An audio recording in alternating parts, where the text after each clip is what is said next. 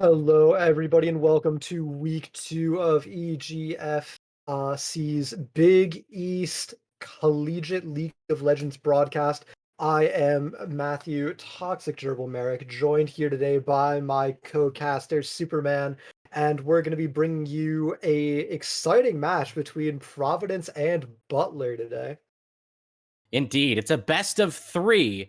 And though it is week two, as you mentioned, we haven't had the chance yet to see either of these teams play. We had a flurry of forfeits over last week, with, Ooh. of course, the start of the season beginning. It's hard to get all the players wrangled when these are collegiate teams, so they've got classes to juggle and make sure that everybody can figure out exactly what their days look like. But we've Yeah. got both teams lined up in the lobby here, all ready to play.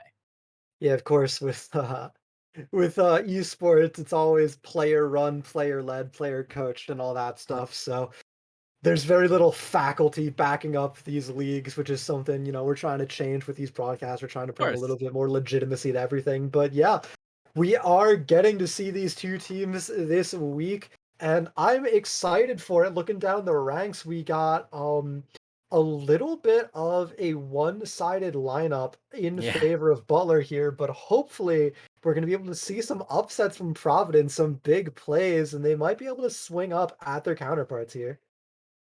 For sure, yeah.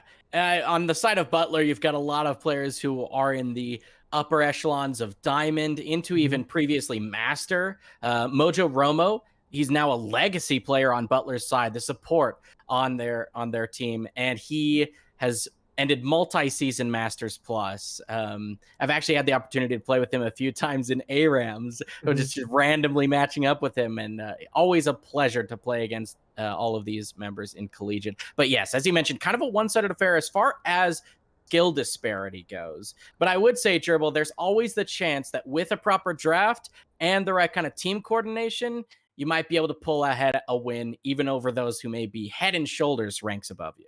Yeah, absolutely. Solo queue is in a completely different beast from these competitive environments. I've been on a competitive team myself for around 2.5 years now, and we're pretty consistently going toe to toe with teams that are higher rank, if not across the board in multiple positions, because we just have that coordinated competitive experience. So it really does matter being able to, get those TP plays back, get those flank wards, moving your jungle around, helping fix waves, get that map pressure going. We've seen so many teams with high ranked players, even just in week one and in previous seasons, just mechanically outplay their opponents in lane. But, once those high stress Baron situations come up, they end up losing the fight, they lose the Baron, and things look dicey. So, no team is ever out of it just from the pre-game screen.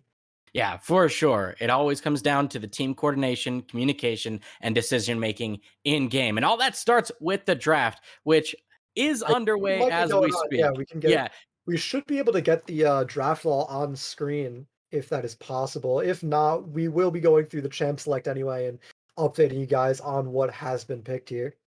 yeah. When players don't own all of the champions, sometimes they'll use an external tool to do the Mhm. draft on a website, and then they'll just recreate the draft in the game client very quickly, going very fast through the picks and bans they already did on that site. So it'll just be moments if we can't get out on your screen that we'll Oh, see the very quick one. apparently, we, the casters, are seeing a different view than what the stream is seeing. So the stream is actually seeing the draft right now. Oh, fantastic. So you guys have that information. We do not. So I'm working on getting that for us right now.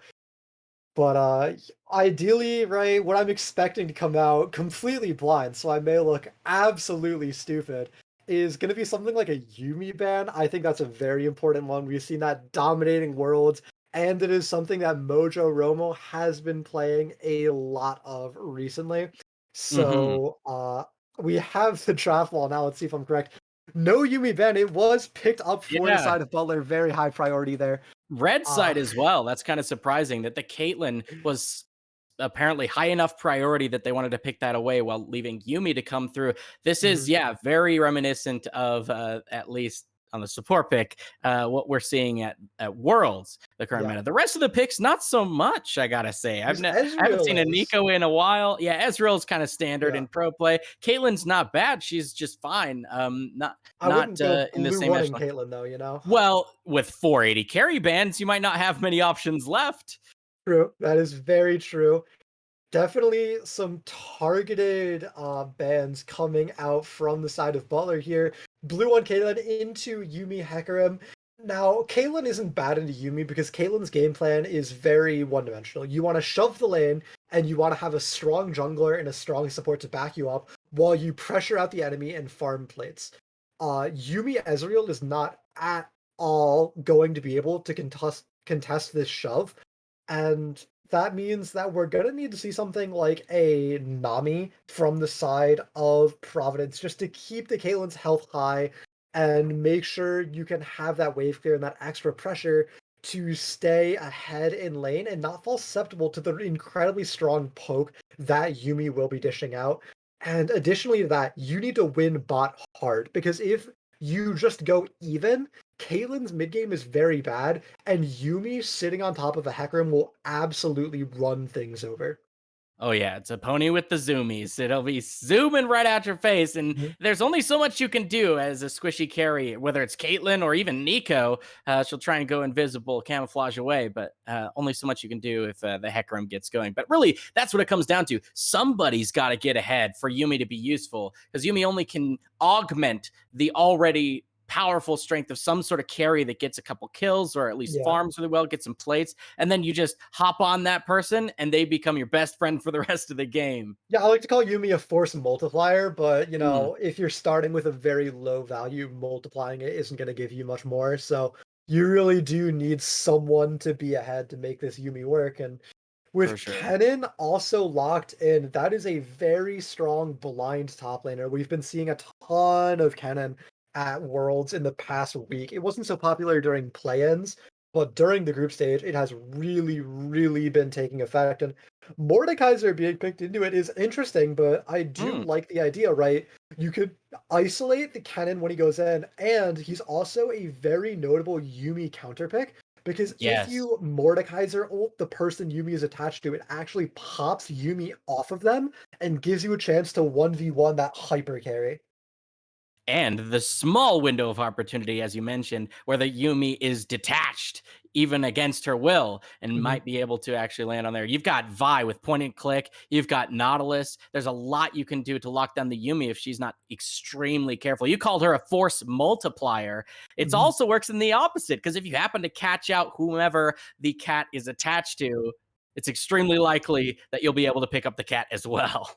Absolutely, yeah. So Yumi is one of those champions where when it looks good, it looks incredibly good, but when it looks bad, it looks pretty bad. But unfortunately, fortunately, whichever way you want to look at it, she's been looking good a lot more than she's been looking bad recently. And with a True. Gwen picked up on Butler as well, that is just another amazing target for the Yumi to go on. Gwen already heals for so much.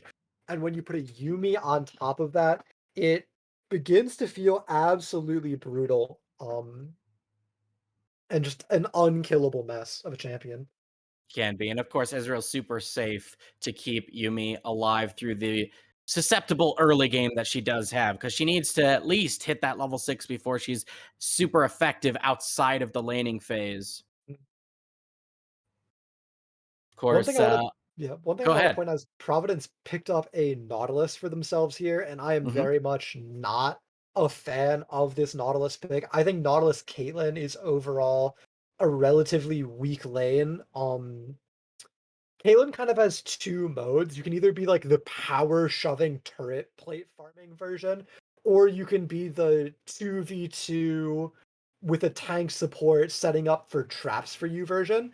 And kind of in both ways, the Caitlyn Nautilus lane doesn't really work that well. Mhm. Nautilus's crowd control isn't usually long enough or consistent enough. They're moving around a lot when they're getting hooked and then autoed, where you can't really place traps under them in the same way you can for like a Morgana or a Leona.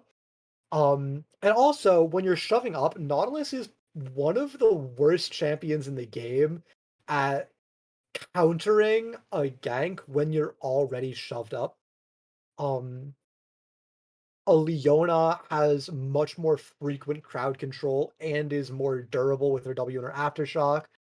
The thing Nautilus really excels at is his pick potential in lane with how large his hook is. But against an Ezreal and a Yumi who can just E away from that, Nautilus really doesn't have a target. So it kind of leaves Caitlyn a little bit stranded and in an Yeah. awkward position. I see what you're saying. Yeah.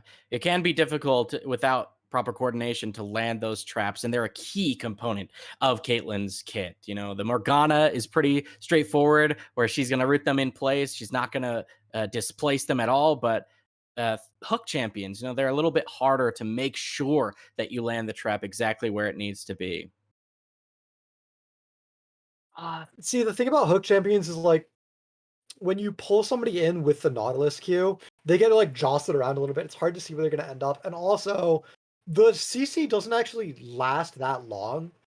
Nautilus's crowd control is sort of like it's like a half a second stun on the hook, and then he roots you for like 1 second. But you kind of already have to be placing the trap ahead of time in order to land it. You can't really just like put it under their feet reactively. So it requires a Mm, lot of coordination. Whereas something like a Leona or a Morgana, or even just like a Karma's route is going to be a lot more consistent. truly, truly. Now, it seems we do have not quite a technical difficulty, but somewhat of a delay happening here. The On the side of Providence College, they neglected to realize that one of their players did not own the champion they drafted. Yeah. Uh, so we're figuring that out as we speak. Yeah, I don't even know how that happens. That's so weird. But yeah, looks like it's not gonna be a Nautilus in the bot lane for the side of Providence. Very interesting stuff. Um, Something else that I think is pretty interesting about this Providence draft is this Nico pick, very non-standard, Hmm. and especially as a blind pick, we frequently see Nico as a counter pick into very, squishier melee heavy comps. So not into tanks, but into like bruiser comps that want to go deep and dive. And she sort of presents this threat of like, if you want to dive on my team and you can't kill me in the like 1.5 seconds it takes for my ult to channel, I am gonna deal like 1,500 damage to you. I'm gonna shield myself. I'm gonna stun all of you. It's gonna really mess you up. But when you pick it as blue 2, blind mid lane pick, it feels very interesting, but it wasn't actually punished. Presumably, it's a Gwen mid from the side of Butler, which is kind of actually the exact thing you want to have a Nico into, which I think is very interesting. We'll have to see how it actually shakes up. Again, they're trying to figure out if they could just quickly purchase the champion or gift it to each other and then Yeah. zoom through the draft again. We apologize for the delay, and we're trying, of course, to get into that game as quickly as possible. We spent a lot of time talking about the draft here, Gerbil, but I want to talk about the previous seasons of EGF for a moment and what we've kind of seen in the past of which of these schools rise to the top of the standings and tend to make it to the playoffs and even the finals. And one of those is Butler right here that we're hoping to see on stream today. Them against DePaul or St. John, they tend to be those top three universities that will actually demolish the rest of the Big East over and over again. And we talked about skill disparity being a part of that, but also the seriousness of their program, right? They'll hold tryouts before the semester will even begin, and they'll put together a roster and practice. They'll have scrimmages and put a lot of time and effort and even support behind their team to try and win as much as they can throughout the season and really show up for their school. Yeah, absolutely. They are a few of the teams that are really, really trying hard to build good rosters and make things happen for themselves. And, I always love to see teams and colleges that do put that value into their collegiate esports programs. I think it's a really important thing to focus on. So, it's always very nice to see. And while we're waiting out this technical difficulty, I would like to say that we are running a lot of streams right now. We have, in addition to our own stream that we are running Butler versus Providence, We also have on Twitch TV Big East Esports running Marquette going up against Villanova right now. And later in the day, we are going to be bringing you Seton Hall versus Georgetown University on this stream, and St. John's versus the University of Connecticut on the other broadcast. So, if any of those schools are ones you care about, ones you take pride in, ones you want to watch, make sure to stick around and tune into those as well. For sure. And we just got word. It seems like we may be ready now. Nautilus acquired. They'll be able to do the draft as it was completed on your screen, and Uh-huh. they'll zoom through it, finally acquiring that champion. Should be just fine. Get right into it, hopefully. Yeah, it should be a quick draft. We already saw what happened. We talked about a few of the matchups here. As far as the Yumi goes, I wanted to speak to that effect a little bit more. Do you imagine it's more likely we'll see her end up attached to that Hecarim? Lots of mobility, getting around the map, but a lot of less XP to be able to be picked up by that Yumi along the way? Or will we see her attached to one of the carries, stay on the Ezreal, or perhaps their mid laner? Yeah, I think we're gonna see a pretty standard Yuumi setup in this kind of game. So it's gonna be Yuumi playing the traditional support role with his Ezreal in the bottom lane for the first, 15-ish minutes until people start getting toward that level 9, level 10 mark. And once we're around that point, we can see more of a shift toward Yumi preferring to stay with the Hecarim. We're going to start seeing, once things open up, once a few towers fall, a lot of priority going on this Yumi Hecarim combo, tons of movement speed. Right, Hecarim gets tons of attack damage. Yumi multiplies that attack damage even higher. The move speed, they are locked down, sort of this inescapable threat. And I don't think we're going to see her riding the Kennen or the Gwen or the Ezreal as much. Something very nice about Yumi is that she isn't an incredibly EXP reliant champion. So once you get a few levels, once you get, level 6, level 7, you can go on this Hecarim and pick up this kill and assist EXP, this Mhm. lane EXP when you're nearby. And then you also free up your Ezreal to get solo XP in a side lane very safely because of the nature of the champion. So you're going to see EXP leads forming in roles like AD carry, where we usually don't see it, because Ezreal's going to be getting so much solo EXP, while Nautilus kind of has to shadow the Caitlyn and keep her safe and eat up a lot of that EXP. So definitely have a numbers advantage as they roam around the map throughout that mid game. We'll watch to see it happen as you just described. Sure. Well, I'm excited to see how the early game goes because yes, Caitlyn does still have that extra range in that lane, and I'm curious because it seems Butler's put so many eggs in that bot lane basket. They committed their first three, the entirety of ban phase one, to the bottom lane, and then they were denied that Caitlyn pick in blue pick one. Then they got the Yumi. That's a lot of priority around the bottom lane. And then they picked the Ezreal, which, of course, is by no means a weak champion, but it isn't exactly known for winning bottom lane early. Right? He can be very, very safe. So he's a play to not lose bottom lane for sure. But Well, yeah. I mean, what if do we you look at see the about bans, this? right? Yeah. Well, yeah, no, I think it's great. If we look at the bans, right, the 80 carriers that were banned weren't these scaling champions like a Felios or Kog'Maw or Jinx or something. We saw bans on Lucian, Draven, and Kai'Sa, who are three very strong champions that play to hard stomp and win the early game. So if you're planning on picking a Yumi, those are the champions you want to get rid of. Uh, they're the ones that can actually contest your scaling and stop you from hitting that critical mass. So what we're going to see from Butler is a very strong topside focus. The whole point of picking Yumi Ezreal is they're a very safe, very independent duo lane where unless you really make mistakes, it's going to be hard to actually get pressured and die. If you Hmm. put out a ward that will spot a Vi coming for a dive and you just walk away, maybe sack a wave if you really have to, your Hecarim, Kennen, Gwen top side is going to be incredibly powerful, and your bot side is going to succeed with basically no resources allocated to it. So that's why we saw so much pressure dedicated to the bot side, because the way Butler loses is if Providence is allowed to get a lot of picks that actively pressure the bot side, And Caitlyn is something that falls into that vein, but it's a very different way. Caitlyn's not going to kill you in lane, especially when you have healing from the Yuumi. Caitlyn is just going to farm your towers and accelerate her own game plan, which is a lot less important when you have so many ways like this Hecarim Yuumi Kennen to get on top of her. It doesn't matter if she has that gold when she's going to have to spend the entire time running away and not putting out damage. For sure. Yeah.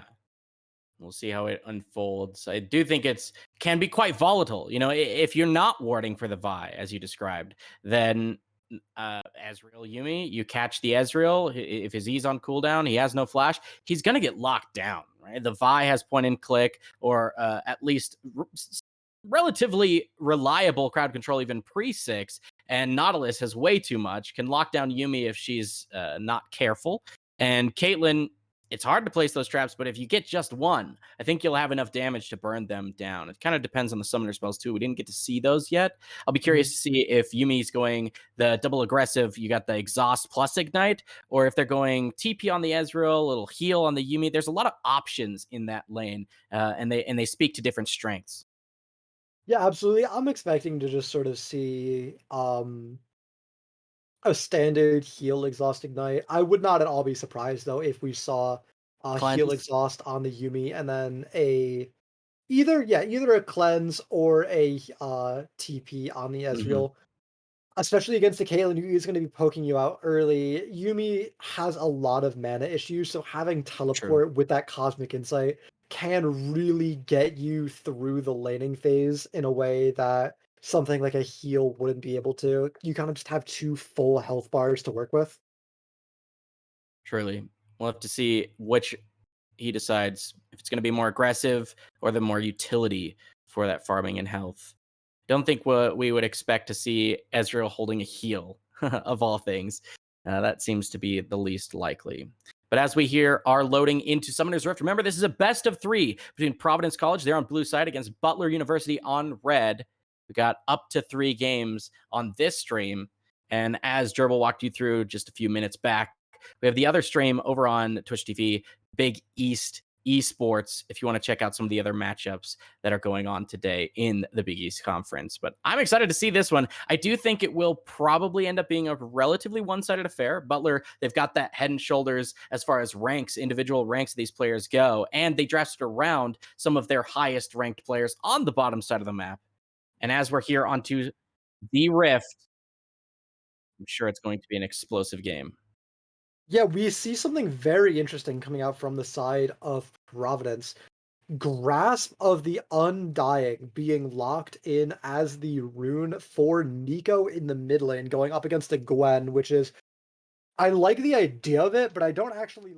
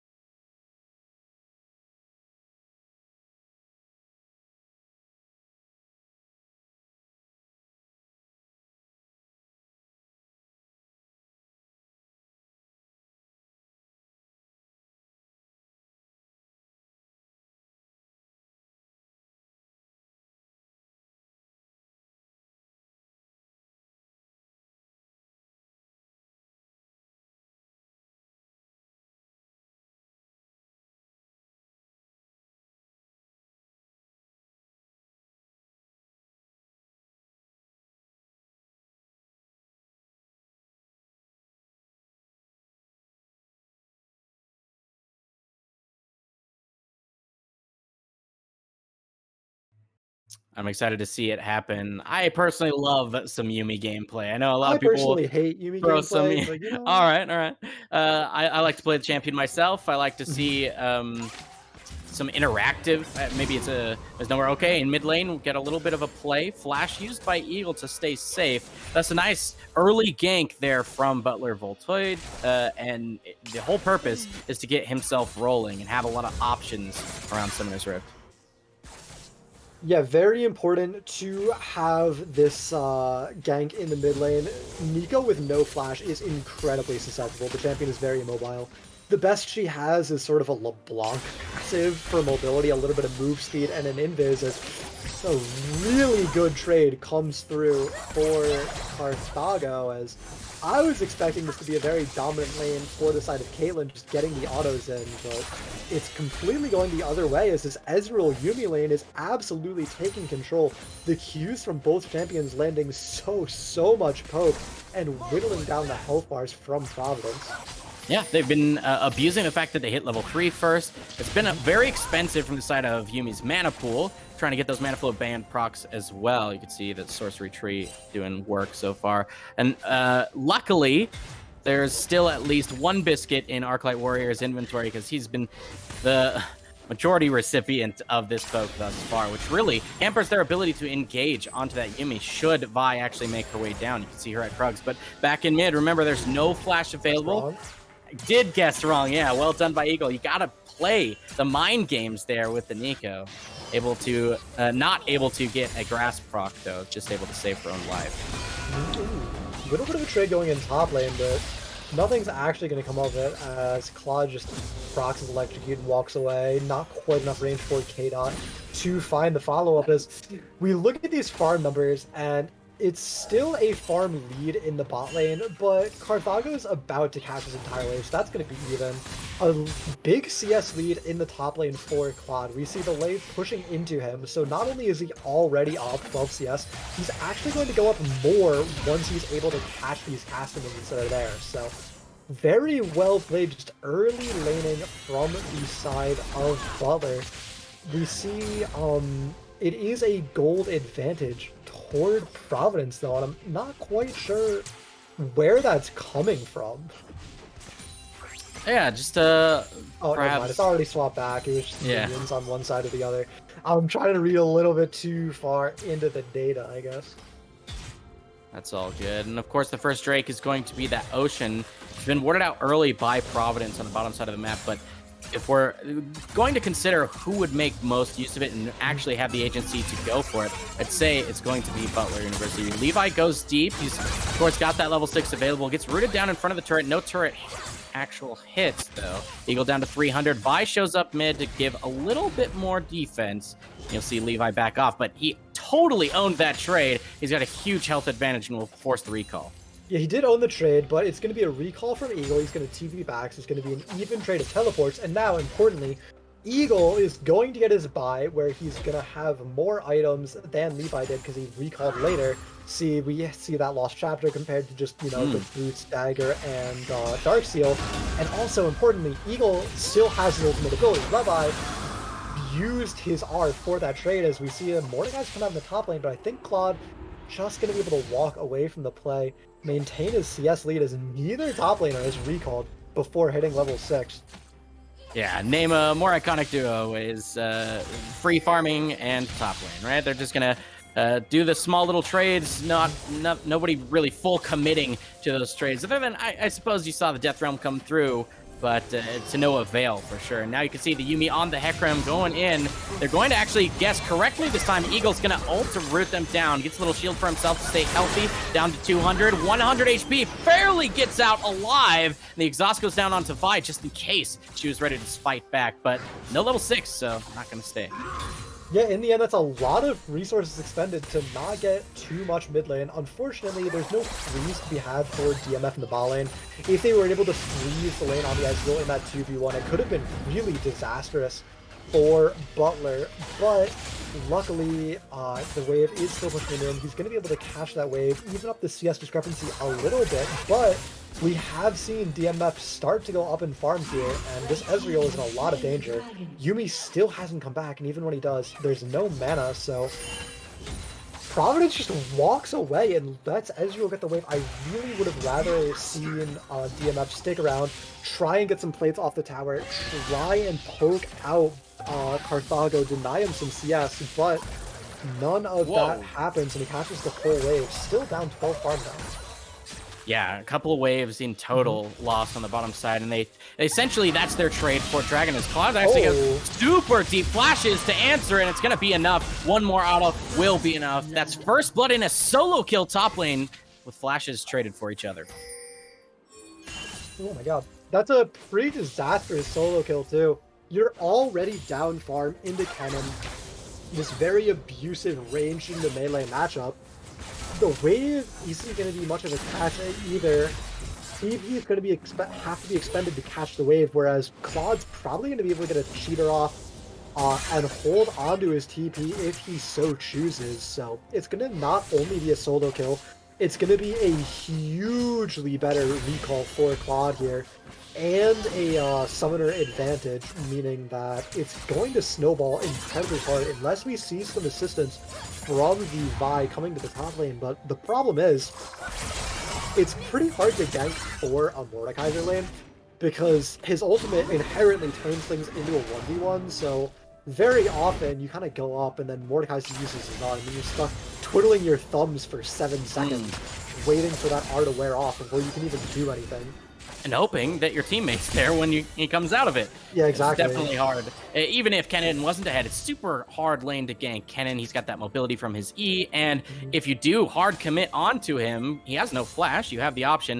It's likely that he'll just ult and stun you both. You can see Hecarim now inching towards the top side, helping to maybe check out some vision, put some pressure around there, just to make sure that in this short window where the Kennen doesn't have his own flash and could possibly get shut down, then he's there to at least apply that kind of pressure, a little bit of defense. I mean, yeah, I think Voltage should for sure go for the Rift Herald here. You're going even mid lane, you're winning top lane super hard, and you're winning the jungle matchup currently if you look at the inventories of both junglers.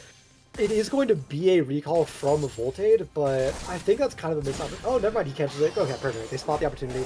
They rotate Levi up toward this Herald, and they are going to start it up. Claude has his wave shoved in. It looks like Eagle doesn't even really suspect anything's going on, as there's no pings coming out. They're on Scuttlecraft vision, but I think they just can't really stop it. They definitely know this Herald has to be given up. Yeah, too hard to actually commit multiple members there. You can see the gold is dead even on Summoner's Rift at this point, because the first blood in the top lane and massive CS advantage has been matched by the CS advantage in bottom lane, plus the plate. It's just a little bit of gold, but all things relatively even other than the Drake taken by Butler. Yeah, we're not able to hear it happen, but the Herald does go down. The Drake for Butler as well means that despite the gold being even, it's a pretty sizable lead for Butler at this point. They have the scaling advantage. Ooh, this is a big one. Yeah, Levi actually looking for the solo kill, down to 200 health. Flashes forward, but autos the turret twice. Zarts comes off out of Fog of War, and that's going to be a kill with an assist pool from the mid lane. Yeah, that's a really huge kill for the side of Providence. That's exactly what they needed, right? This Herald was kind of staring them down. If that trade happened, Levi was able to live, and Eagle had to recall there. We could have seen Voltage just go mid, drop the Herald, get 3 plates. That's going to be 450 gold in the pockets of these Butler players. But now, because of that kill, that's gold going toward Sodders, who's losing the jungle matchup, gold going toward Eagle, pressure going toward Eagle, really saving the lane, getting the wave shunned to tower. Like, look, this is the second wave that Levi is missing the towers. K-Dot needs to be careful. He is losing these top trades very hard. Yeah, he's not really respecting that ranged advantage, let alone the fact that Kennen has items already purchased in his inventory that give him that additional advantage. You can see he's bound to pick up at least a couple plates here as he shoves the turret in. No teleport available by the Mordekaiser. And as the dragon is going to be spawning in just over a minute here, you can tell there's not a lot to do for Providence College. They don't have teleport from top lane. The Death Realm from this 0-1 Merc Treads rush, Mordekaiser's not going to be enough. But here in mid, they're going to combo up that crowd control. Levi, he hops on the wall. Yumi saves his life. Now you can see Voltage says, "A big horse is here. It's time for you to gallop away." Yeah, I'm pretty sure that Nico hurt Levi. I want to replay that one. I don't actually think we have the technology, but that looked a little weird to me. I think there was definitely some weird high ground, low ground action going on as we saw Levi. Z-axis. Yeah, the Z-axis. Levi jumping into the river. Probably just messing with things subtly, as this dragon is a 4v4 here, but a TP from Prodigy channels. The burst is good to start. Yeah, they go deep, pick up 2 quick ones. See, Claude shows up, he picks up 1 more, and wow, it's actually a quasi-ace, as all members who showed up for this dragon fight were taken off of the map. That's going to be the second dragon, 5-1, and what was an even gold is now 2,000 with more coming. You're going to see this Herald used in mid.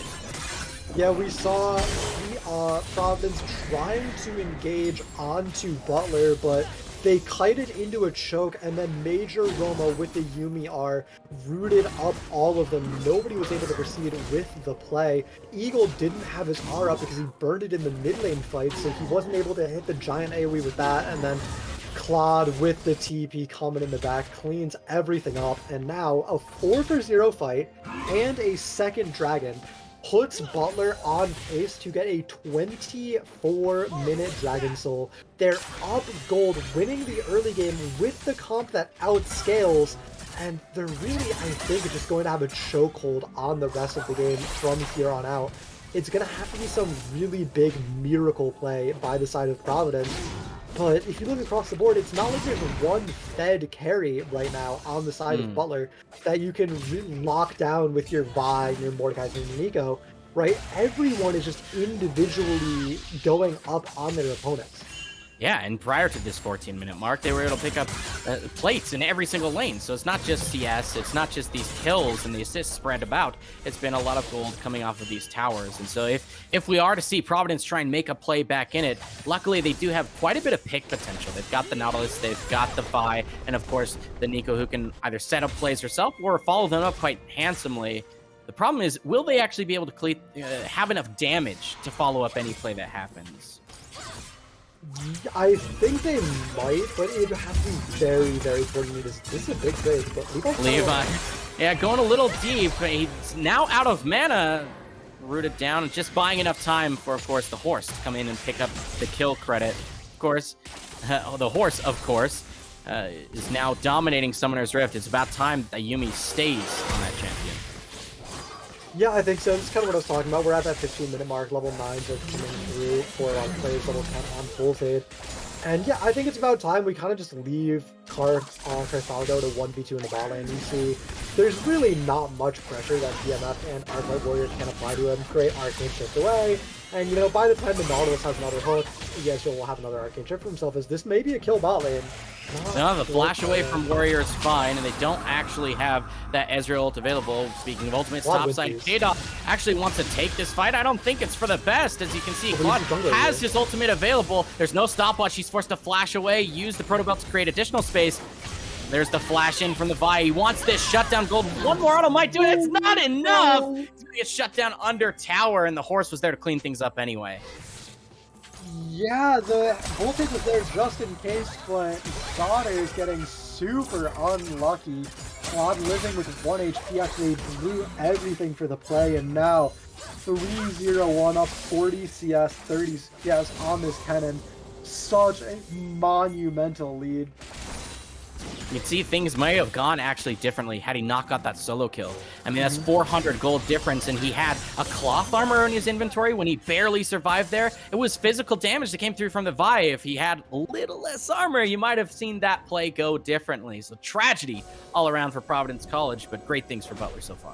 Yeah, I absolutely agree. And just, yeah, it's just kind of winning with your wallets right now. 4,000 gold lead still for the side of Butler, and their champions outscale. They shouldn't be stronger right now, but because they played so well as a team, they had that very coordinated dragon fight, they can just win with the power of the purse and just throw stats at the enemy team. Oh, certainly. I like my warrior in a little bit of danger here. Ezreal, a little low on mana, but enough to pick this fight. One more auto. The Q is enough to pick it up. 2 seconds. True, and they're just not on the same page, it seems. Yeah, I think Providence could have just flashed forward there and tried to trade flashes with DMF, not quite going for it. So Major Romo's ult wasted, but KDOT in a lot of danger. He has R pretty soon, though. He could try and turn this.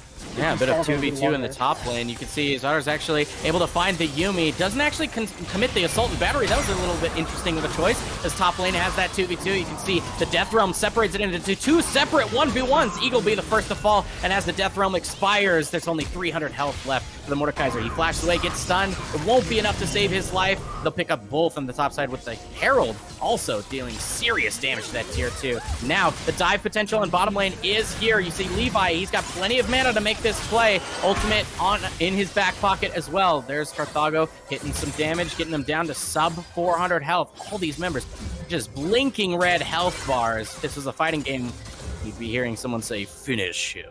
And they're just hugging the turret. They've got nowhere to go. Yuumi almost able to pick up the kills, and they'll actually finally commit. There's a lot of crowd control onto the Ezreal. He's down to 200, but the Yuumi is just so strong in this current meta. They're able to pick up those 3 kills and the tower to boot.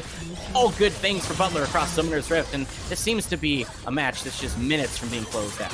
Yeah, that's where I'd call GG. It was looking possible. It was looking plausible for Providence for quite a long time, but with Disaster striking in every lane across the map, the counter jungling coming through, the dragon, the third dragon, the Infernal being taken for the side of Butler. The scaling is just too strong, the early lead is too strong, and it's going to be Butler closing out the game. I'd imagine it's going to be this reset, and then they're going to walk straight toward that Baron that is spawning in 30 seconds. And then they're probably just going to send one person top lane, the rest of the people run down mid lane, and they close it out in very, very clean fashion. Only 1 death from Butler across the board. Just gotta flame Levi here, call him the enter, you know. He literally has infinitely higher percent death than the rest of the team combined. So 100 of them, and now he's getting collapsed on a little bit in mid, able to dodge out the scoop there from KDOT. Stays super safe. It might have been his second. He would have way more to flame to deal with had he been caught out there. No flash available. This looks like it's Providence getting picked here. Claude has his entire team backing him up. No, he does have his ultimate as well. Actually, so much damage. You can see they're just picking off these members one by one. The flash isn't enough. No red buff, so there's not something that's burning them down. You can see the ultimate is going to be committed. He already had used the Proto Belt, getting so a no little way to over actually... ambitious, but it's not going to cost him too much, as we see Voltage already hitting the Baron after those 2 picks come through. The rest of his team comes up and joins him. DMF tries to make a little bit of bot pressure, tries to chase some far, maybe some turret damage, maybe even the whole turret in the bot lane for this Baron, but it's going to be way too little, way too late, as Butler cleans up the objective and is probably just going to take this recall on the cannon, run down mid, and really just force open the base. With a 1 to 15, 10,000 gold in 21 minutes, I don't really see any chance for Providence to fight back if Butler decides to make the play happen. Yeah, this is certainly minutes from ending, but we have to give credit where credit is due. Providence, despite being down an absurd amount of gold, they've been able to find 3 turrets on the map. Like, that's actually kind of crazy that they've been able to do this. But more cyberbullying happening. This time, Claude will match his counterpart in the solo lane. He will also give a kill over. Oh my goodness! Carthago with the snipe. Relatively blind. I mean, I'm certain he knew where Caitlyn might be recalling, but no ward in there to make it true. True shot barrage does find its mark. That'll be the 4th kill for Ezreal. You can see Levi continuing to try and push against Eagle. Eagle has done a relatively good job, though, staving off the aggression through the mid lane and here on the side lane as well. Just trying to hold on for dear life. He's absolutely done what he could, but while he holds on and loses the trades, it's Levi slowly winning there. It's going to be a big flank from Zodders. They're going to try and make a play happen here, but already the team is regrouping with him. Now it's Sodders actually being caught out. Nowhere to run. Instantly melt, and it's going to be a dive afterwards. Oh my, just so much damage. You see Volta going even deeper. The heal is definitely not enough to keep that Caitlyn safe. They're going to pick off the support as well. Yuumi makes him have 800 move speed and the attack damage that comes with it. The Fountain is the only kind of safe place left on Summoner's Rift. They're going to get at least one headshot in onto the Ezreal, but it's not enough. I mean, grass procs are really the only consolation prize for Eagle and company. Yeah, if we just wait a little bit longer, this Rat will infinitely scale. Eagle will become unkillable. You know, by like maybe the 4-hour mark, I think he's got it on. Yeah, I'd say the Gathering Storm from Yuumi might be able to match that kind of scaling. Of course, I didn't think about that. Yeah, we got 2 inhibitors down with the Baron still ticking. Looks like recalls have come through. They'll reset and close out this match through the bottom lane. That'll be the first win under their belts for this entire season, and a great start to this best of 3 for Butler. Yeah, absolutely nothing too greedy. No overstaying. Not even going to give up a potential opportunity to throw for the side of Providence. No comeback allowed. They're going to regall. They're going to regroup. And they're going to take this Infernal Dragon Soul before heading down bot lane and closing things out. It really is just a matter of time. 2-20, outscaled. No chance for Providence, but they are going to get out. They're going to set up and they're going to try and look for a play. I respect the gumption from Providence. They aren't rolling over. Even in that play with Zodders flanking in the top lane, right? It was a desperate play, but I really like the idea of it, trying to send the Vi for that really deep angle. And, you know, if Butler isn't prepared, it could have worked, and it could have been a big shutdown. Could have. A lot of coulda, shoulda, wouldas, and at least they're giving it their all here on Game 1 and keeping their mental wits about them as we may have a closer match when it comes to Game 2. This will be Soul Point Infernal to boot. I mean, if there wasn't enough damage just coming through from this Butler squad, it's going to hurt even more getting the explosions of Infernal as it comes through. You can see these 2 members super fed out of their minds going in the bottom lane. It might have been an opportunity there from Eagle as he got both of them to half HP with just a couple spells. Now he's supported by the Nautilus. They can clear out these waves that are no longer buffed by Baron. They may be able to actually look for a play. Eagle down to half HP, does have that Hourglass available. We'll see if the Cannon is able to actually get his spells off. No, he has to Hourglass away. Barely survives. There's the power of the Yuumi once again with the redemption coming through. Triple kill for Levi, and he's not stopping. The Death Realm is the only thing keeping him from that Quadra. Perhaps even a Penta, as you can see, Zodders is close. There's the Quadra. He's going to try and go deeper. Zodders has Assault and Battery and Flash. I think it'll be really hard to find this Penta, but he's going to go for it. What a season start this would be. No crowd control left. Gets in the way to try and stop the vault, and that's going to be the Penta kill for Butler Levi to start this season out strong. The Penta is enough. And then, of course, the Nexus in their sights. That's Game 1, Butler's way. Yeah, absolutely. Yeah, very convincing, very dominant victory for the side of Butler. 2-25, 3 towers to 10, 4 drakes to none. They got a Baron. They got everything imaginable that game. Very, very well played, very strong team. And really, I'd say we only kind of saw like one blunder from Levi, and that's kind of the only notable mistake that Butler made for the entire game. They just played very solidly, very fundamentally, and just choked Providence out of it. Yes. Give them an inch, they'll take a mile, and they never stopped. All gas, no brakes. So well played by Butler. We're going to take a short break, but when we come back, we'll have Game 2 of this best of 3 on your screen.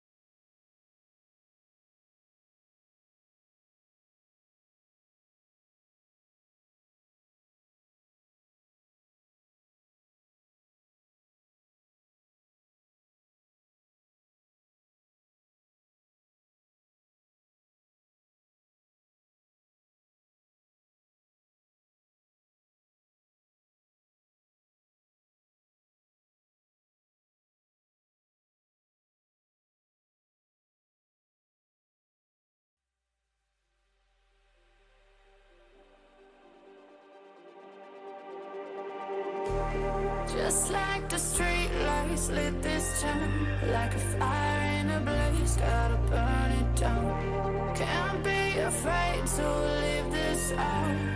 We got this far, don't know how. I see danger in us. They know we'll burn down the night. Coming just like the sunrise. You know that we're gonna light it up tonight. We're gonna light it up tonight. We're gonna light it up just like the sunrise. We're gonna light it up.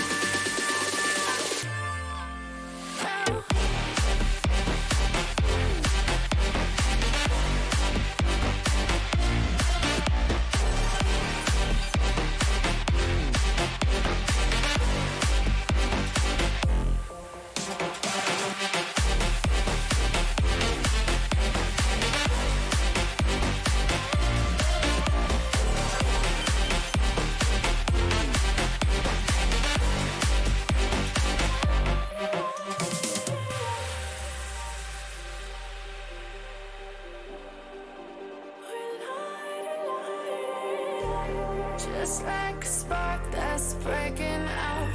Can't make a stop, can't turn.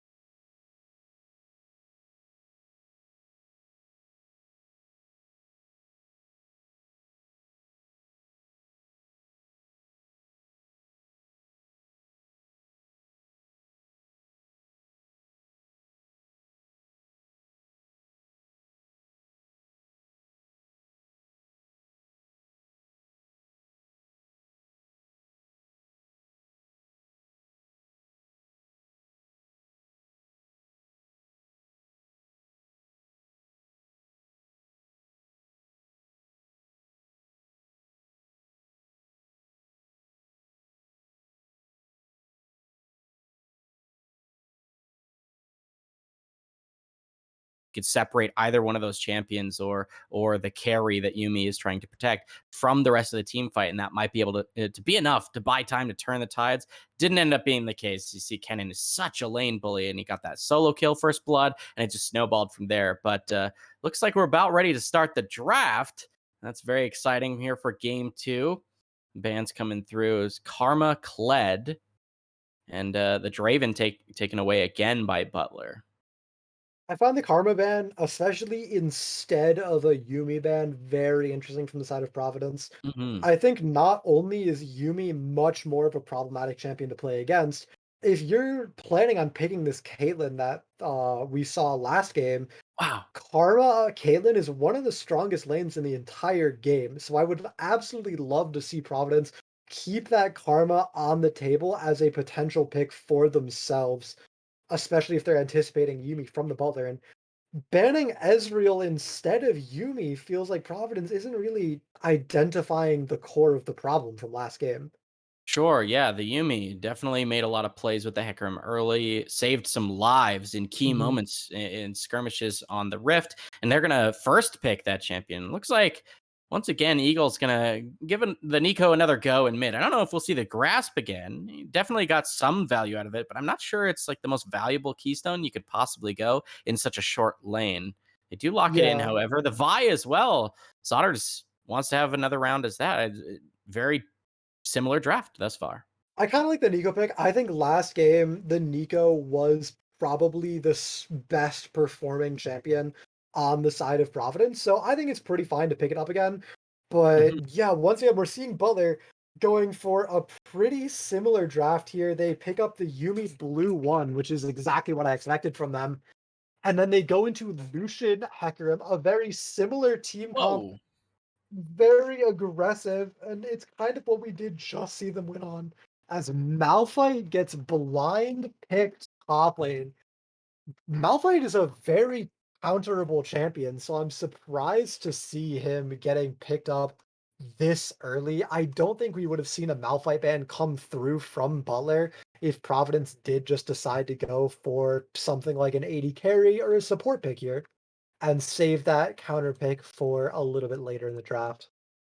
Yeah, they banned the 2 AP top laners that would definitely give Malphite a run. Uh, Picking it blind is just so curious. Yeah, absolutely. It's not necessarily like a terribly high priority champion. And generally, Mhm. when you've already picked one of your solo laners, you want to give the other one the counter pick on red side. We're not seeing that here. Yeah. You got bot lane champions available. Many of those 80 carries banned out. I mean, the Caitlyn's still on Mhm. the table. They played it last game. It was not bad. They got the CS lead quite handily for a while there. It was definitely one of the shining parts of their squad. I guess it just really comes down to what ends up being selected. Yeah, picking your bot lane in your last 2 picks is very non-standard. We definitely see a lot of that counter pick priority moving over toward these solo lanes and sometimes even the jungle.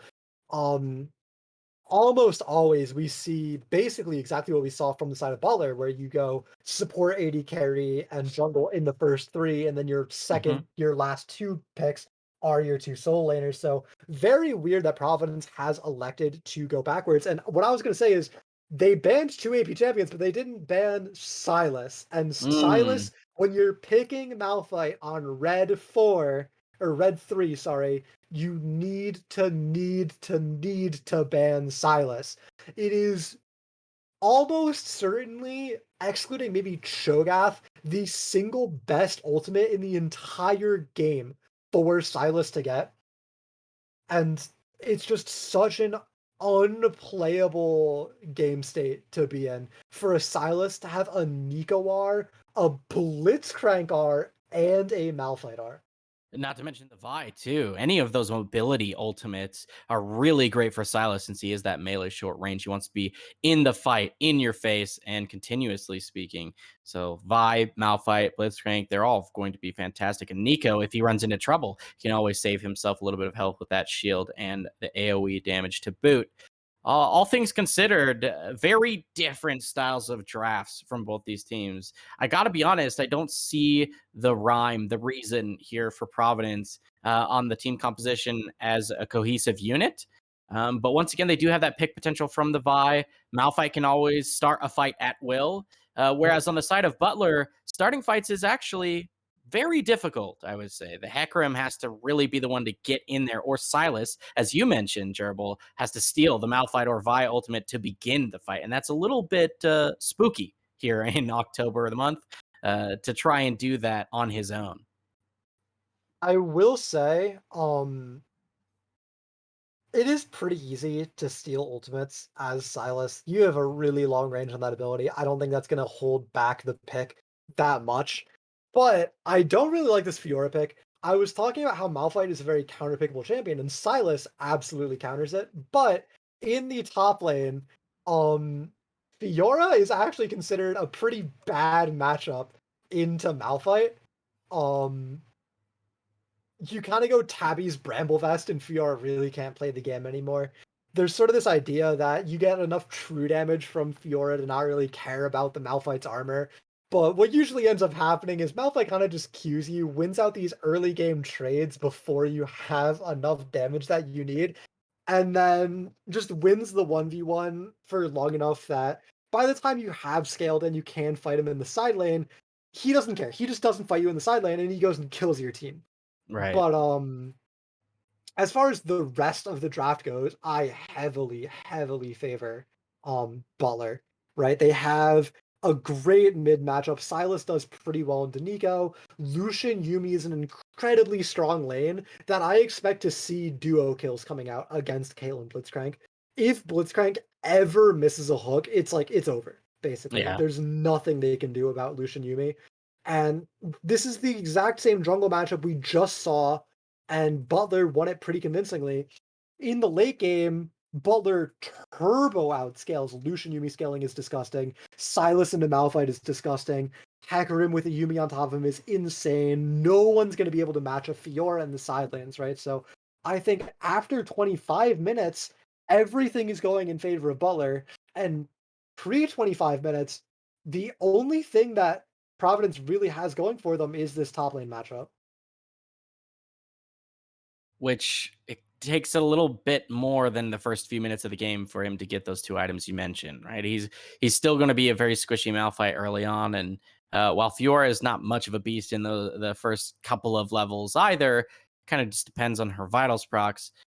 It's volatile to say the least. It really comes down to these junglers, I think, of what happens in the solo lanes. Nico and Silas are, as you described, the Blitzcrank. Either one of them uses their CC spells too haphazardly. The other one has that window of opportunity to go quite ham. And I do agree with your assessment of the bottom lane. Unlike the Nautilus, if Blitzcrank misses his hook, there's very little remaining in his kit for him to stop the Lucian Yuumi from just rolling over the Caitlyn.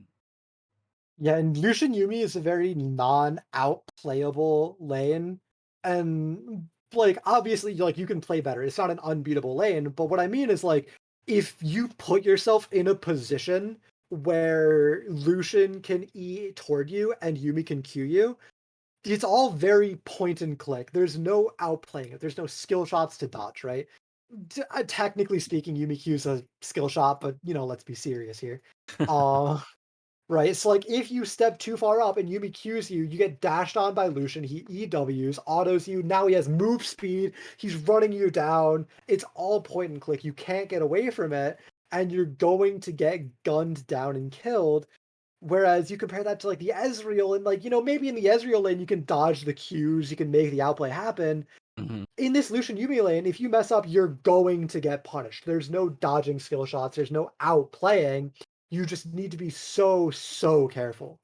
You nailed it, Dribble. Yeah, and on top of everything you described, Lucian's going to do a much easier job wave clearing, shoving you into turret or pressuring the waves at the very least than an Ezreal does. He's going to clear those waves much faster and can start fights at will. Dash forward.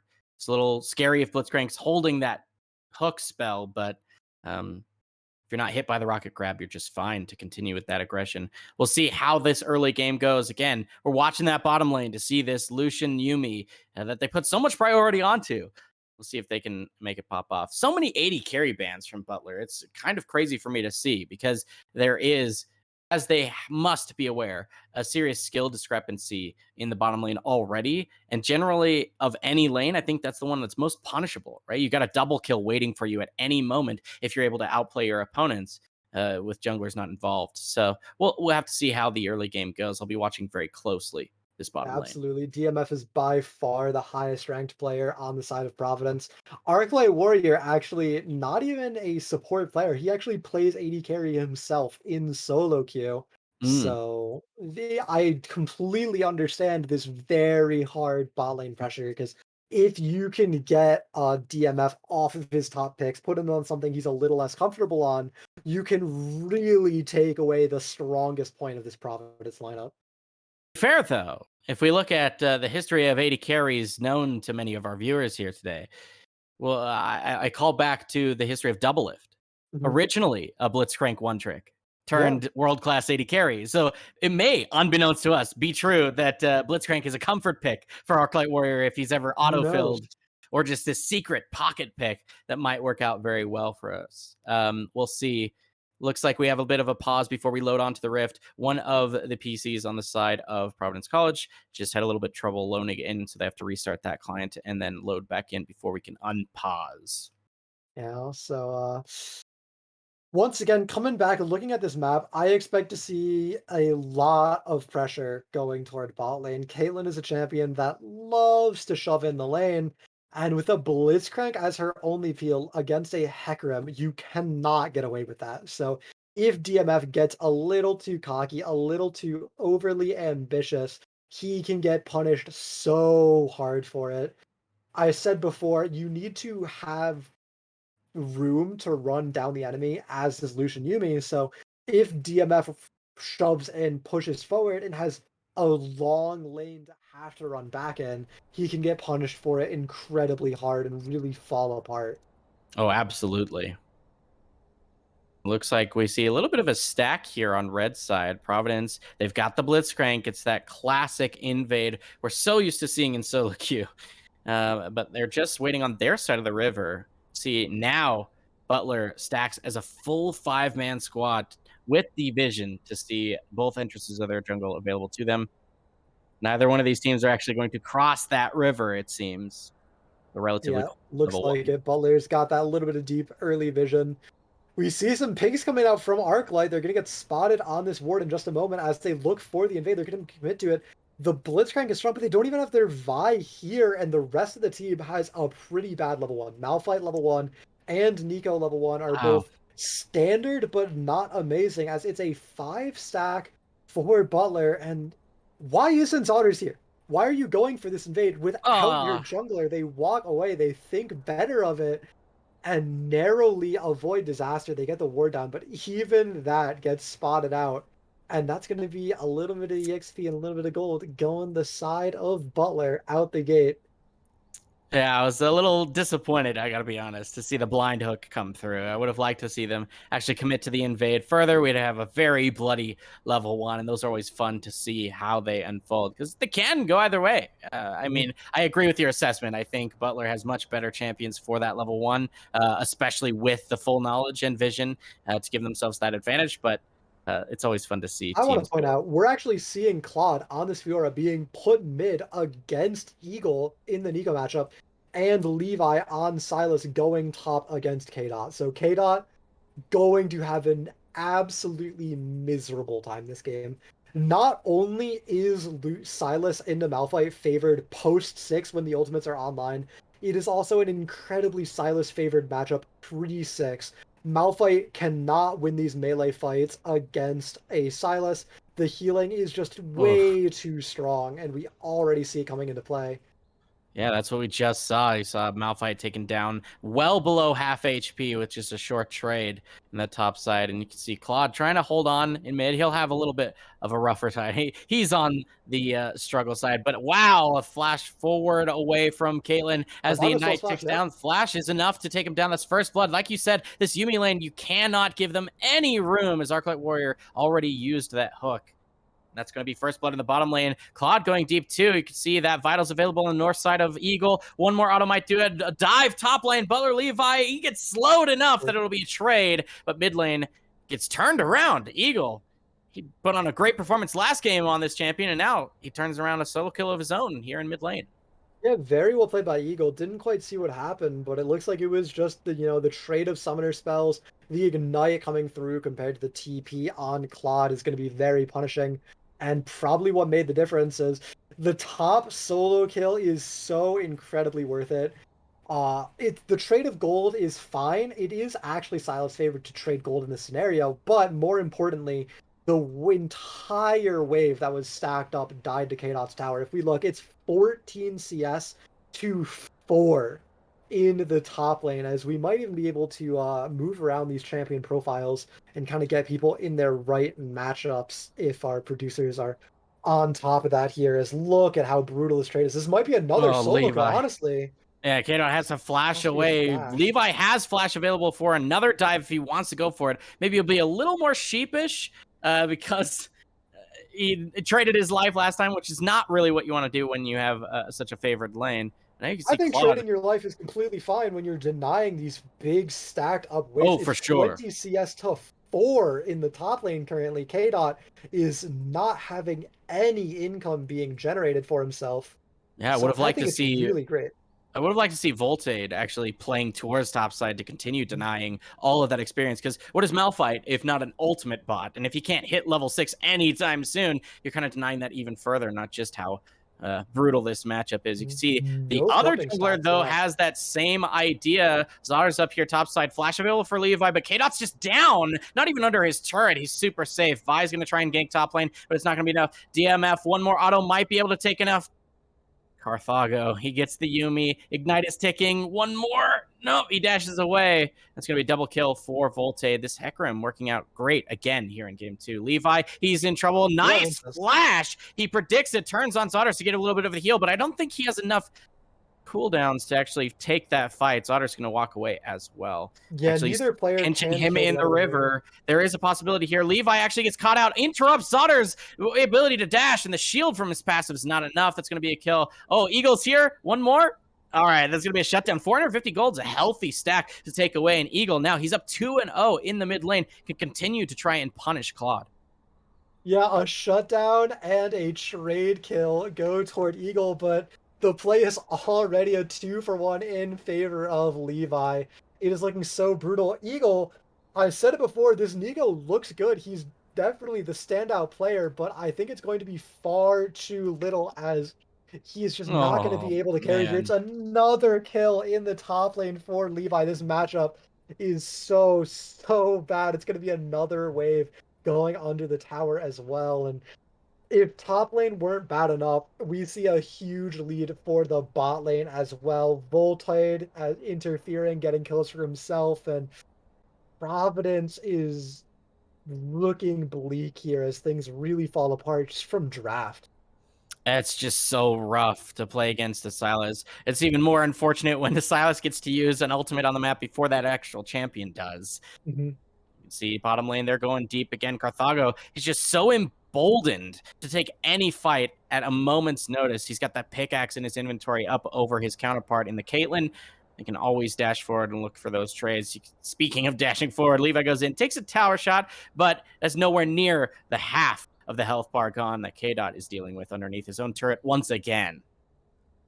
Yeah, I will say the one saving grace for K-Dot in this matchup is his ultimate's on a long cooldown, which means Silas's ultimate is on an even longer cooldown than that. But I think that's kind of not really the solace K-Dot is looking for, as it looks like Levi doesn't even need that ultimate ability to take these trades and look for these solo kills in the lane.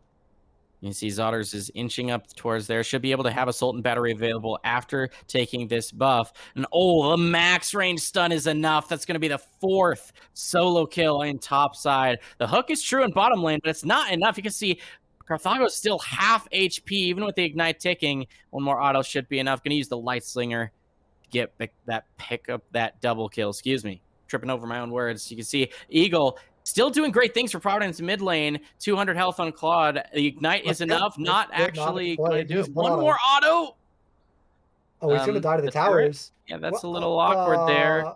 The fadeaway. Kobe is on Summoner's Rift, and that's going to be 3-0 for Eagle. Remember, he was the outperforming mid laner in the last game. Of course, can't outrun a Hecarim with a Yumi too, and that's going to be a huge Absolutely shutdown not. too that goes over to now the 3-0 Hecarim on the Alright, map. so with a casual 5k gold lead at 8 minutes, do you think this game is recoverable for Providence?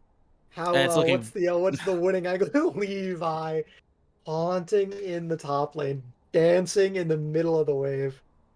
Yeah, I Oh think the only way back no. in this is grouping around Eagle, trying to actually use this Malphite ult, perhaps to shut down the Yumi. You get that free double kill if you're actually able to take down the Lucian with no one else nearby. Would be a handsome amount of gold if they're able to make that cross map play. There's no teleport on the Malphite though. No Yeah, but teleport while on we're the Yumi. talking, this Herald is going down. Voltage just gonna continue snowballing the lead. No. Eagle gets a really nice trade mid lane. Oh, and Claude Claude kind goes of in, no dashes into the parry. turret. Yeah, no parry. Has to flash away from the Pop Blossom. That's going to be, once again, priority mid lane for Eagle. You mentioned the Yeah. Herald. It has gone down. They're probably going to use it to break one of these outer turrets on the side lanes that have already had a little bit of chip damage dealt to them. Would love to get that first turret early and open up the map for a little bit more roaming. Wow, really close. Claude Yeah, almost the giving mid his life matchup's over to really good Eagle for Eagle, again. I will say that. They got Yeah, that going for themselves. they wanted to bully the top lane with the Levi playing into KDOT, but they were also inadvertently, I would say, giving Eagle a great matchup in mid lane. Mhm. Yeah, I think it's a little weird to sort of pick this Fiora and then send the Silas top lane. It's going great in the top lane, but you could have just not picked Fiora, as this is enough damage for the Ugh. kill straight up. At this 6 point, and 2 for Levi here. It's looking pretty brutal. yeah, he hasn't even spent his enormous wallet in forever. Yeah. 6-2-0. He's got a 450 bonus bounty on his head. He's be worth quite a chunk of change if they're able to take him down. But I don't see a world wherein that could happen. Silas, as he gets stronger and stronger and stronger, he also heals more and more. And so it's Yeah, so much harder to actually shut him down. You can see Carthago ready to go deep. Actually dodges out. Nice step back to make sure he doesn't get hooked by that rocket in mid. They're trying to get the shutdown once again onto Eagle. Roots two of them under turret and might actually be able to pick him up. That's another tower hit. So much damage. Beautiful flash out of Carthago. Keeps both him and his support alive from KDOT. That was the play they needed to have work. The teleport into Malphite ultimate, but flash on Carthago was enough to keep them safe. Yeah, and it's such a desperate play by KDOT, which I think is good. I think when you're this behind, you need to make these desperate, low probability, high reward plays. But like KDOT, he lost a wave top for that. He has no pressure anymore. He's going to keep losing more and more here. As I think that is sort of the moment when you know it's over, when the game has completely slipped away from Providence, as he can't even 1v1 the Lucian. Could hook on the Yumi, takes the blast going, but there's no damage from K-Dot and Arclight Warrior. Oh man, one more second to get him over the wall, and the fadeaway shot from the Yumi's true. Oh, that's gotta be brutal there for K-Dot as he flashed away to try and survive, but wasn't able to.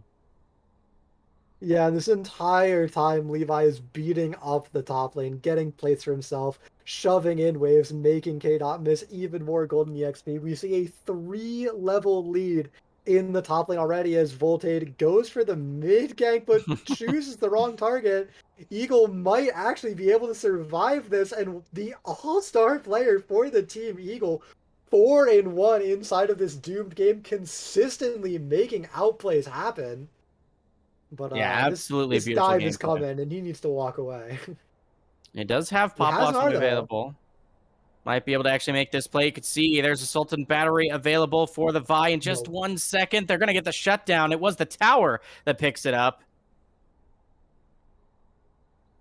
Yeah, the tower gets the kill for them, and very importantly, another outplay for the side of Providence coming from this mid laner. Give this guy a promotion. I don't know, give him a raise or something. He is putting the team on his back. It's not quite enough, almost certainly, but he is absolutely doing his best here. Yeah, this time with the Dark Harvest instead of that grasp. Working out swimmingly for him so far. A few of those souls collected.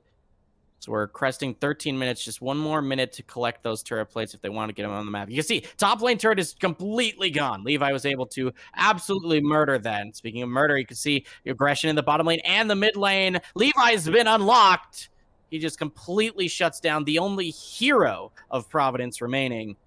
Eagles with down. that top tower gone, Levi is free to go absolutely wherever he pleases, keep snowballing this lead, and just run over the game more and more. 5-0-3. We haven't even been talking about how disgustingly ahead this Lucian Yumi bot lane is for the side of Butler as well, as Levi's forced to flash out of tower range. The only real threat that remains on the map for him are these structural objectives. That was a little curious to flash preemptively before Unstoppable Force was released.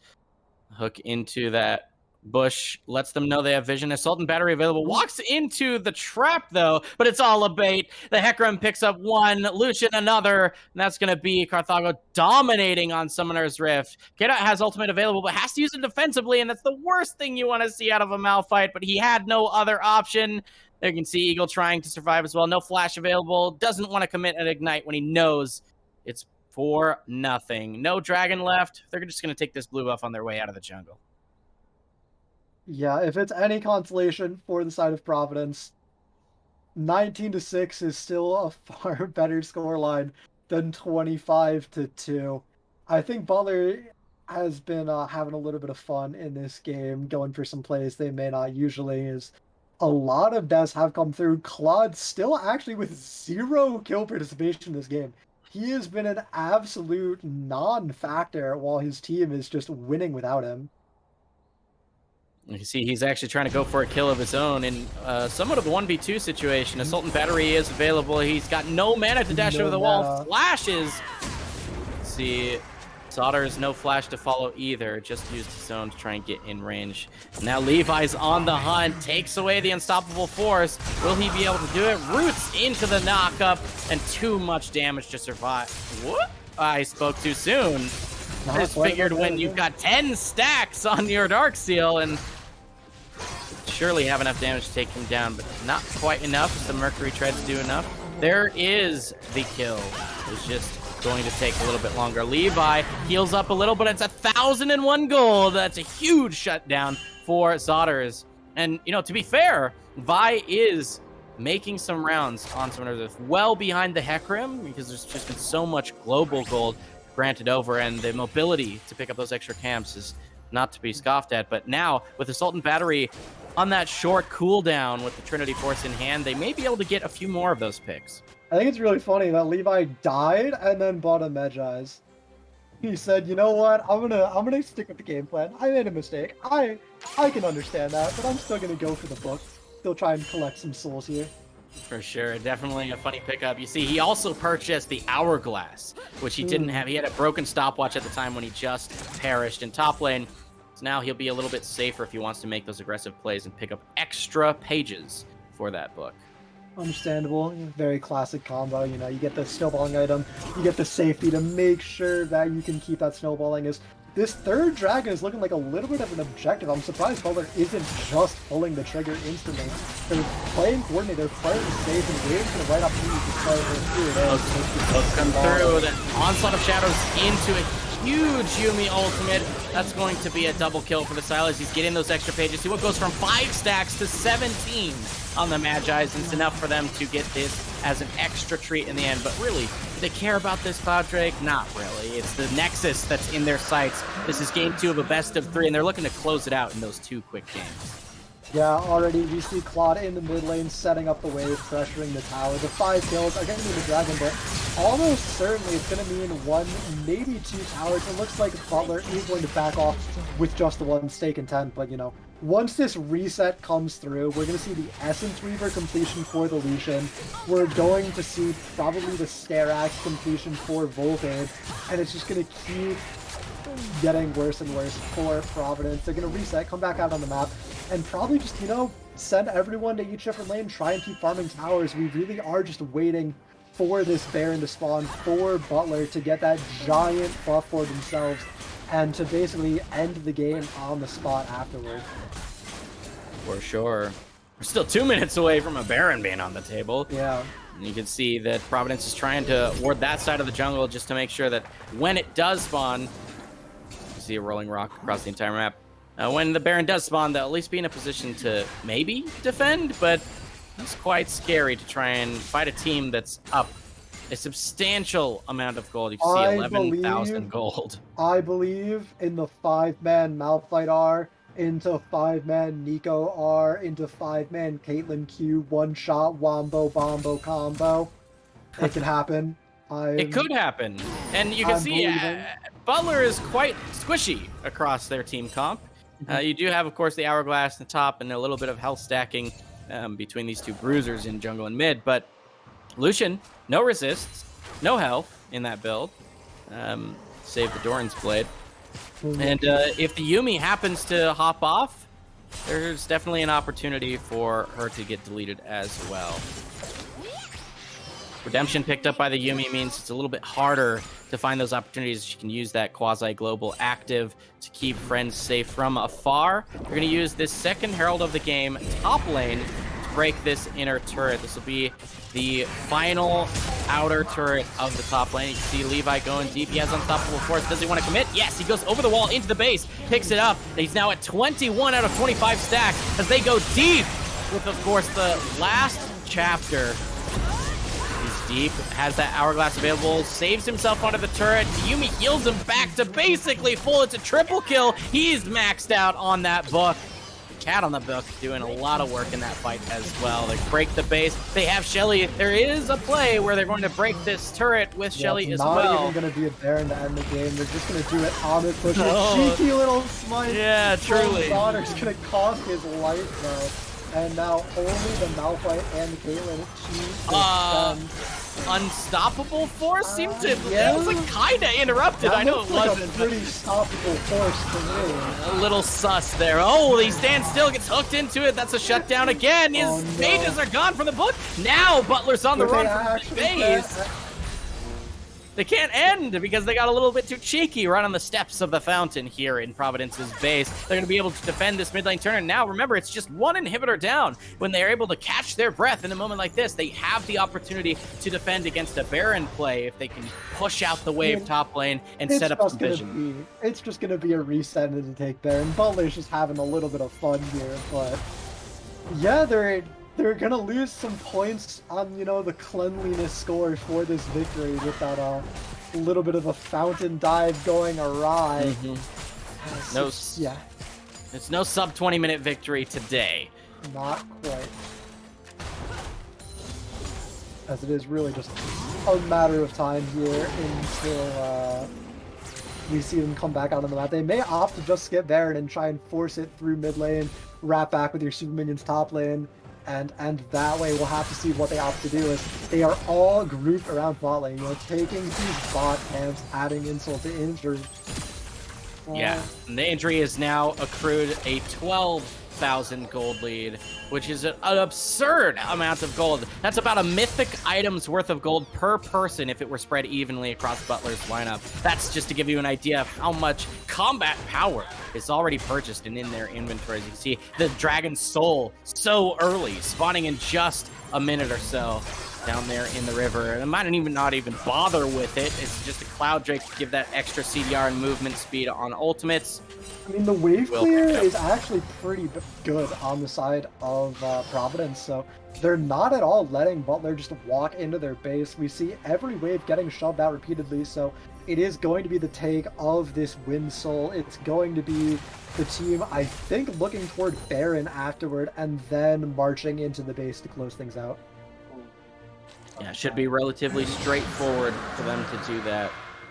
There is the Cloud Soul, which is great for Levi. He wants to be able to press R as often as possible. As many options as are available to him. We talked in the draft phase about all the options. The Pop Blossom from Nico, Assault and Battery if you're left with no other better options. Maybe not the Caitlyn ult again. Ace in the Hole got him killed last time as he stood at the steps of the fountain.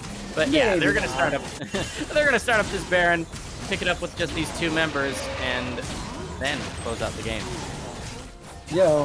Looks like it. the contest not at all going to be able to come through. We may see some people, you know, scout out the Baron pit, but there's going to fall to Levi, and no. The entire team is just off the Baron, only the Hecker is behind, and it's going to be a run into the base. Not even going to finish the Baron as they march in to end the game. As Vocaloid, Volpe going to go down, trade over another kill. But alas, not going to mean quite enough as there's already super minions in the base.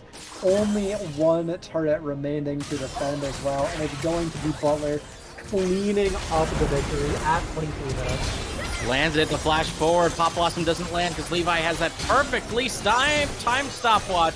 Not able to catch an Eagle as well, but I mean, at least going out in style here, Providence could say Zotter's jungle diff was able to get that 1v1 kill in the jungle. The Nexus will fall. I'm being cheeky as well, but this will be the game in this best of 3. 2-0 going the way of Butler. They're just collecting additional KDA points. Yeah, absolutely. Very, very clean victory from the side of Butler in both games 1 and game 2. They absolutely rolled over their opponents in Providence here. And yeah, Butler's looking like a very strong team. You said before they were high-ranking playoffs contenders in the previous season. And for this season going forward, they look about the same as well. So they're definitely going to be a team to keep our eyes on. Yeah, truly. And as the chat says, to Levi Diffie, that was definitely a fantastic draft done by Butler to give him an unbearably amazing matchup in his favor in the top lane and stack those early additional, what are they, pages on a ring? I mean, he got so many the gems. there you go. Yeah, additional gems to stud that ring, and he got just so far ahead in the top lane. There's really nothing that could have been done about it. Just a very one-sided matchup. So well done by Butler in the draft. With that being said, we're going to cut to a quick little break while we pull Levi in for a post-game interview. So we'll be back in just a minute or two. Don't go anywhere, and we'll bring that to you real soon.